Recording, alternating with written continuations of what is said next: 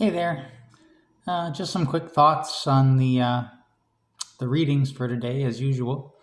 Um, Today's gospel was about Jesus having left his hometown because he said a prophet wasn't respected in his hometown, and he goes over to Galilee, where he is able to perform some signs and miracles. And one of them was this official who has a son, I believe, who is ill, near death, and he comes to ask Jesus' help, and Jesus tells him to go home, and on the way home, the son is healed, and the servants rush out to meet the man, saying that it was at that very moment when Jesus said, be on your way, that he was healed.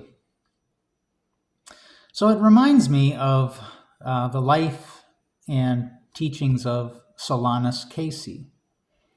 Solanus Casey I talked about him before. He was a simplex priest. He was considered, while he was in seminary, to be not very bright, and so they didn't ordain him a full priest. They ordained him a simplex priest, which means he could celebrate the Mass, but he wasn't allowed to preach. And that's where they get the term Fervorinos from, because he was able to give these short inspirational talks called Fervorinos.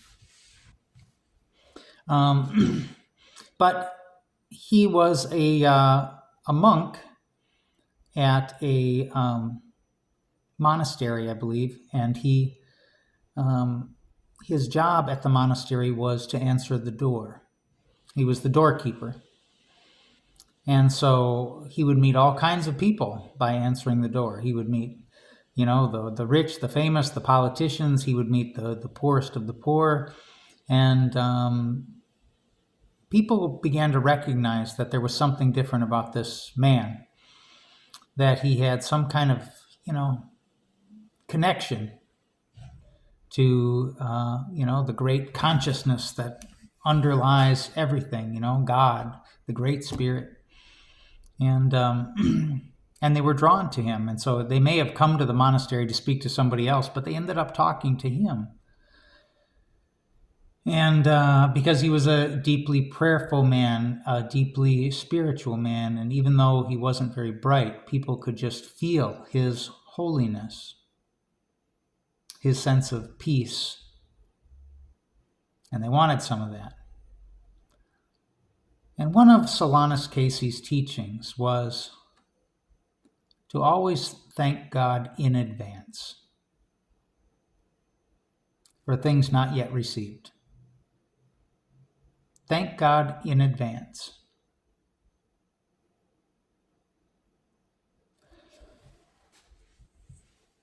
So I've been listening to these videos lately of Eckhart Tolle. He keeps popping up on my YouTube feed from time to time.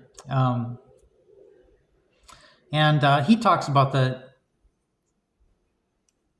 differences between belief and faith. And I've heard other people talk about that, the difference between belief and faith. And like Karen Armstrong, she talks about how we've mistranslated belief to mean a mental assent, saying, I agree with these, precepts, these doctrines, these ideas.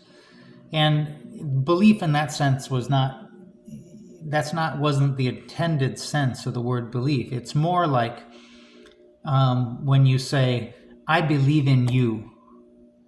It means that you are committed. You are throwing your skin in the game. You are putting your money down on something, on somebody. It's a practical commitment. It's not a mental assent. So it's an act of the will. It's saying, I'm gonna back you. I believe in you. Like if you believe that a business will succeed, you invest money in it. So you've got some skin in the game when you say believe. You're not just agreeing to something. So there's that. And Eckhart Tolle was talking about how, belief is, if you're talking about belief, you're presuming, implied in the word belief is the reality that you don't know. Because if you knew, it wouldn't be called belief, it would be just called knowledge. And so it's something that you can't see, but, and you're not 100% sure. There's some doubt. Belief and doubt coexist, because if there was no doubt, it wouldn't be called belief. And yet you make this commitment to it. Like if you were starting a business, you make a commitment to doing something when you don't know for sure if it's going to succeed or fail. And faith, he says, is different. Faith is a deep trust. A deep trust that things will work out. And he says, and if you have that deep trust, you can say, to the mountain, uproot yourself and plant yourself over here. Put yourself in the ocean. It's that deep sense of, that things are going to be okay. And I was thinking about how important that is in life. I mean, a lot of people live without that. I often live without that. That sense that things are going to be okay, that deep trust, that just comes from being connected to the source. And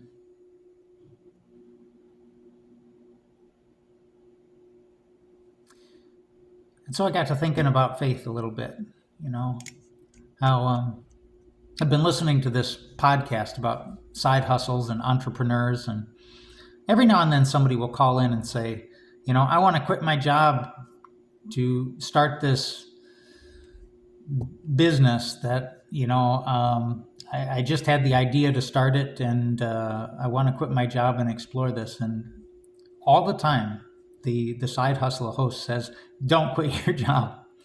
He says, always start a side hustle as a side hustle and slowly transition, because you don't want to do something foolish. You don't want to put all your eggs in one basket, try something, and you don't know if you're going to like it. You don't know what obstacles you're really going to face. You're better off just starting very, very slow in conjunction with your day job, and slowly over time do less of your day job and more of the side hustle, and then eventually transition fully. He says that's the way to do it. Don't just quit your job and go all in. And and he says the people who do it the right way,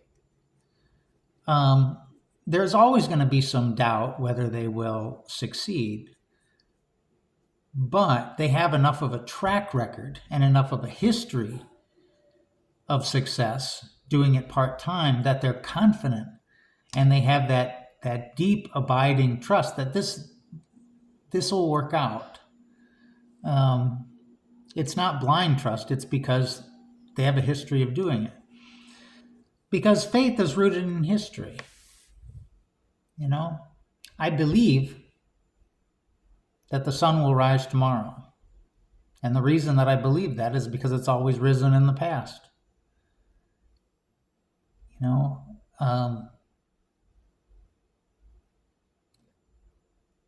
If I believe that God is going to take care of me in the future, it's because I have an awareness that God has taken care of me before in the past.